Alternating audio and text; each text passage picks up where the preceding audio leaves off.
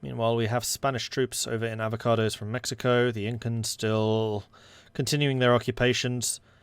Brazil fighting back against the Incas, retaking their country.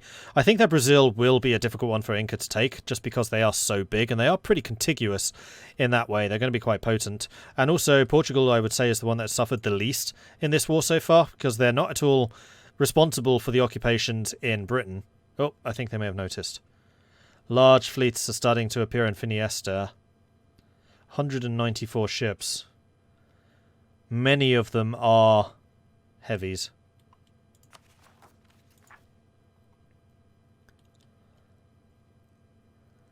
Meanwhile, Britain. When does your bankruptcy end? It was 06 or 09. 5 years. Oh, bankruptcies are 10 years. I was thinking they were 5 years. Oh, they still got 5 years to go. Unless they went bankrupt again. They went bankrupt again. 2 bankruptcies. Wow. Whoops. I'll tap there by accident. They don't overlap. It just, like, refreshes it, I guess. However, they are on plus 18. Oh no, they're losing now. Minus 18. Ticking war score. Tortuga? Did Tortuga rise up? No, they've taken Tortuga. Okay, so this is the big news. This is what I've been waiting for them to do. France managed to land some troops, has fought against the British here. A couple of colonial ships are fighting. They've landed the French army. Britain, no morale, not able to resist, even with 20,000. They've taken Tortuga. So now what the naval coalition need to do is they need to get Britain to 50% war score, which shouldn't be very hard, and then they can enforce their demands. Because they can start stab hitting Britain. Once Britain's down to -3, which they already are, they have to accept. Britain lost its army in Ireland. Yeah, I think so. I think rebels killed it. Oh, here we go. Big, big naval battle. 125 heavy ships versus 37 British. The British have just lost their heavy fleet, and now the naval coalition have finally gotten the naval superiority that they have been craving for so long.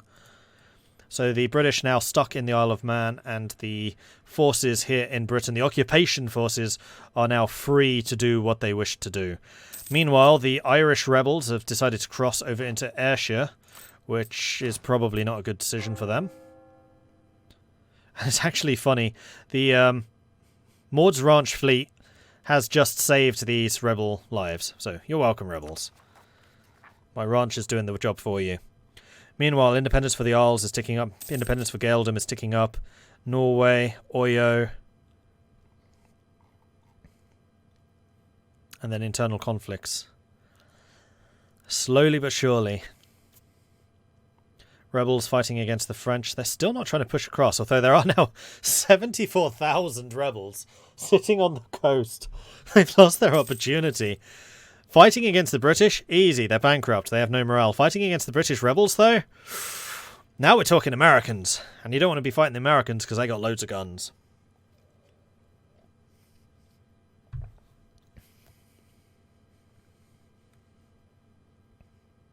I've seen people bluff with bad hand of cards. Britain is bluffing without any cards in their hands and doing it successfully, and not that it will help them in the end. Yeah. Oh, the colonial fleet is just left, leaving the Irish rebels to pour across the crossing towards Ayrshire. The naval coalition is standing by, ready to counterattack against them. They don't seem particularly interested in unrebelling the north, so I think they kind of want Britain to start balkanizing. The rebels are storming into the French armies. This is a -2 for the rebels. They're fighting 105 discipline versus 105. But they are having to contend with the mighty French morale. France, I think, backing off because they want the rebels to start taking stuff, although these are particularists. Oh no, nobles. It's separatists you want to be allowing to take territory. Separatists are going to be a lot more useful, like these guys, because they will fragment Britain. Noble rebels will just change the government. They'll make it a monarchy. It won't be a pirate republic anymore.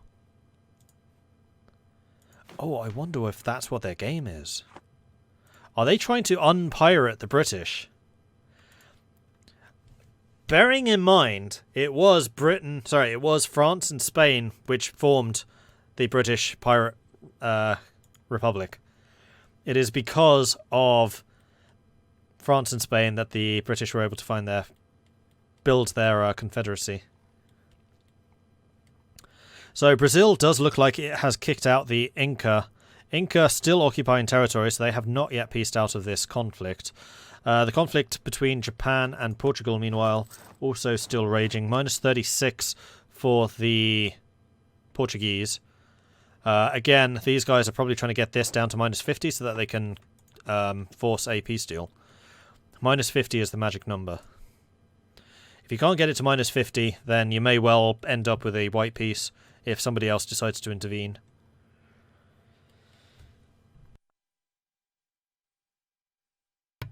The only thing burning is Britain. Can Val ever recover from this? Yeah, I think so. It's definitely going to put Val back. They will need to do some pretty hefty work to try to recover Scotland and Ireland, probably. But they'll still have England. They'll still have some colonies, depending on how many colonies the naval coalition is able to take from them.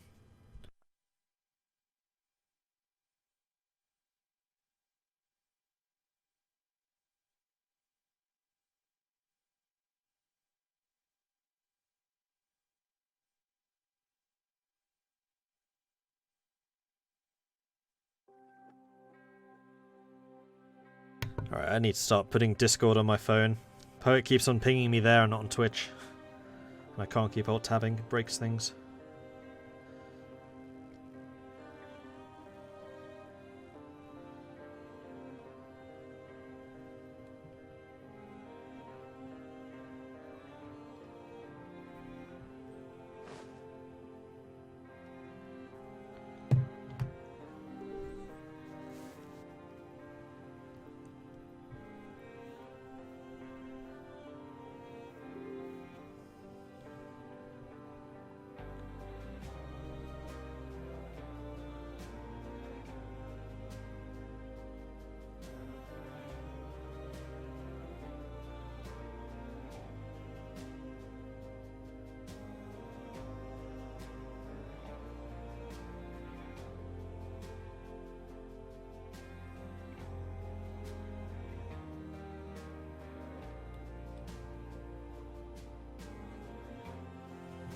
So what else is going on around the world? Who else is fighting battles? So we got Tunis currently fighting against Ethiopia. So Tunis trying to punch through Funj and into Ethiopia. Ethiopia currently mostly occupied by Mamelukes. I suspect that Tunis is also trying to cut off Mameluke expansion a little bit further. So even though their main goal here might well be Funj. Oh no, Funj just allied.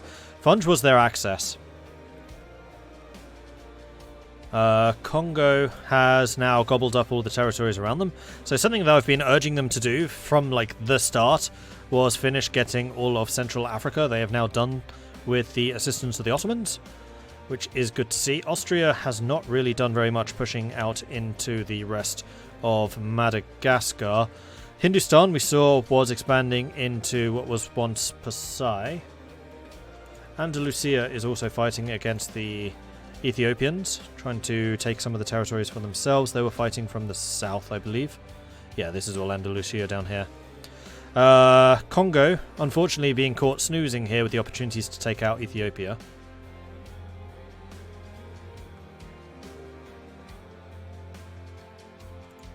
Delhi has been pretty quiet, assisting the Mamelukes in the fight against Ethiopia, but they haven't done anything since.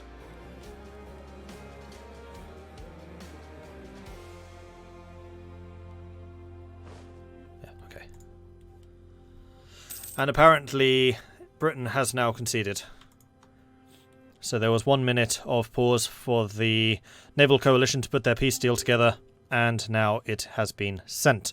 So, North Africa, Mordred has grown. The British did lose their territories here. They still have their Canadian holdings. They still have the holdings down in Savannah, but all of the stuff around Mordred have gone. They also lost Calais. France has taken that, and then the Papal States have taken Malta.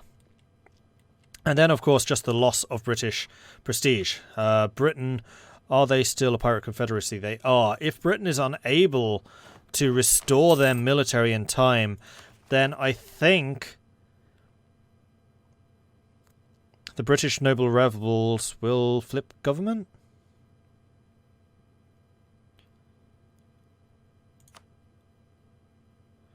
No, that's just going to give a ton of autonomy. Like, the entirety of the country is going to get autonomy.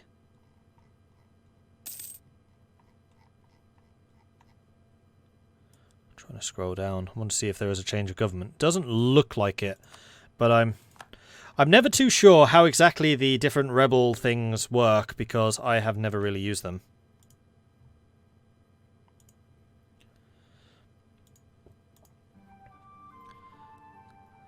And Zale is saying that rebels are on the way, and then Ati is saying, too late.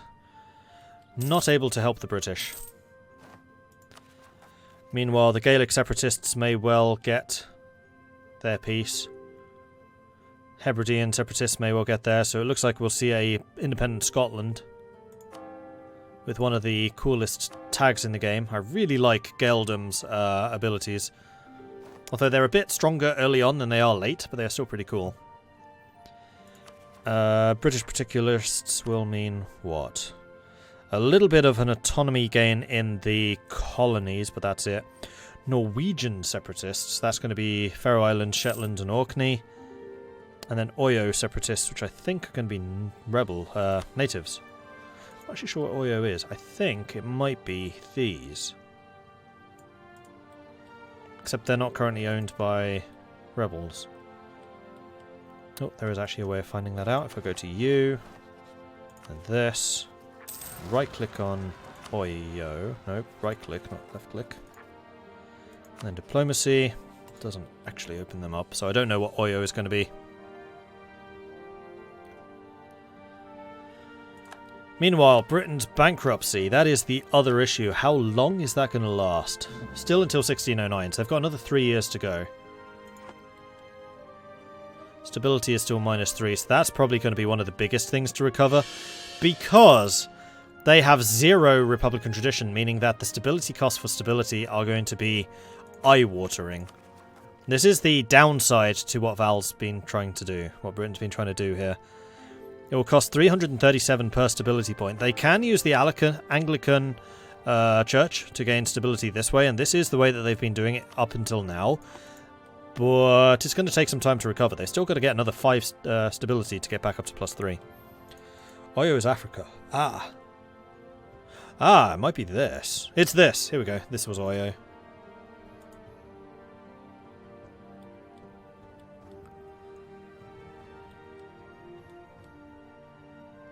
So now the European Naval Coalition is going to be able to turn their anger towards the Japanese and the Philippines, and we shall see if there is a large counterattack. They've done what they needed to do. They've held out for as long as they could. Some of these countries are getting quite a lot of war exhaustion, although it looks like it's all of the colonial nations, which will now have a bit of time to recover. Although Avocados from Mexico is sitting on -2 stability. So I think it would be quite wise for Spain to send some of their forces to just go and sit, in fact they already have, to just sit over here and just help their colonies take territories out.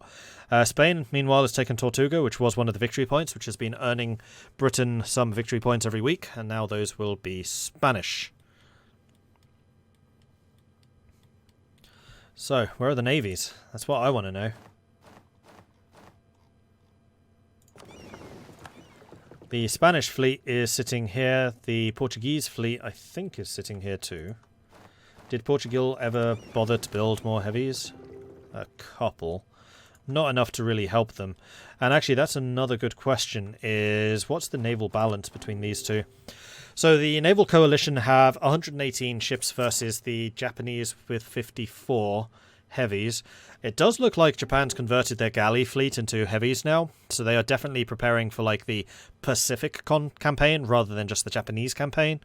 But even if they were going to be relying mostly on galleys, you could see the Papal State sending over their 54.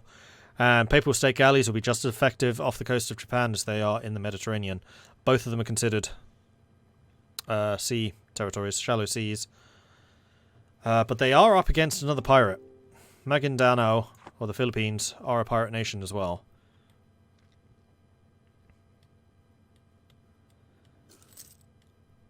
Is that Portugal not losing ticking war score because the Japanese Philippines player didn't take the war score? They... Pontiac. I'm guessing that they've taken Pontiac. Yes, they have. I think it's just maxed out. They've got the 50 already.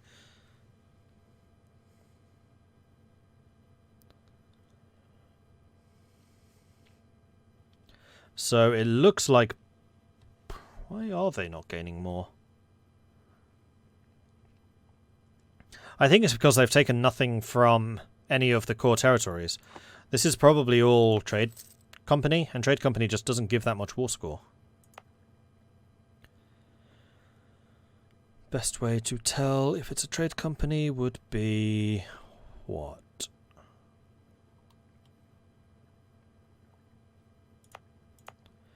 No, I don't think this is trade company, actually. These are. But these are actually proper states, or are they just territories? They are cores, so this should be giving them a fair amount of war score, because these are core provinces. I am actually a little surprised it's as low as it is. No swing because of battles. Yeah, the occupations are only actually worth like 0.2. I think it's because they're distant overseas.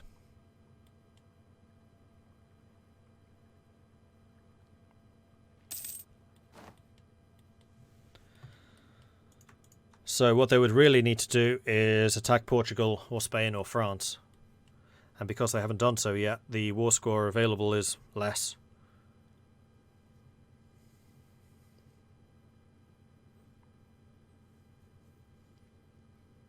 But I am still surprised it's as low as it is. So what would their victory condition here be? How would they get that? I think they would need to attack South Africa, which they can see. And then possibly going after Ivory Coast. And if Portugal lost both of those, that is a significant portion of its trade income. You could probably force them to the peace deal. That font for Tunis. It's a pretty nice Tunis. I would say that Iran, Russia still have a bigger name, but I would definitely say that Tunis is now bigger than the Ottomans.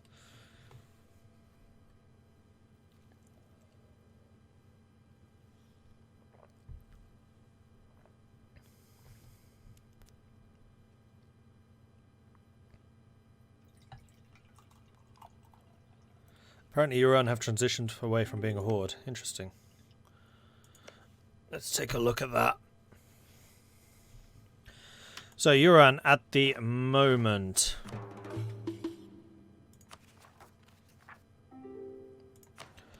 are a Khaganate. So yes, they are no longer a horde and do not need to worry about horde mechanics. So Iran is going to be a hell of a lot more stable now than they once were. Also, the Kamchandal territories have now been, I guess, sold to Iran. They're probably grabbing these two as well. Because Iran's been giving the Kamchandals a lot of stuff, like all of the manpower that they have.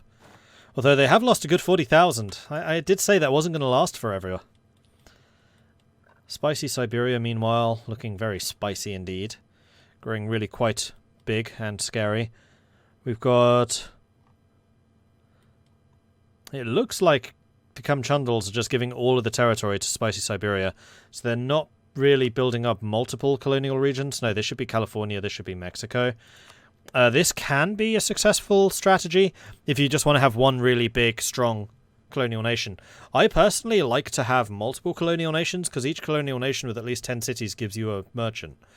So, yes, you'll have one very, very strong colonial nation this way, but you won't, as the home country, be benefiting very greatly from it. Have I talked to GB? I think that GB is not able to speak today. Hey, Groogy! How are you doing?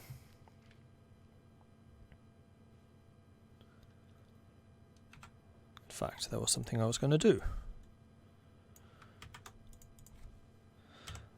Command I haven't really used before, but there you go. Oh, nope, that didn't work. Why didn't that work? Because there's no why. Now there is.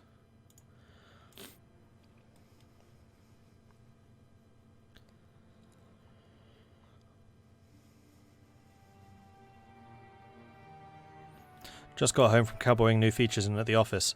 It's a Sunday. What are you doing at the office on a Sunday? Naughty.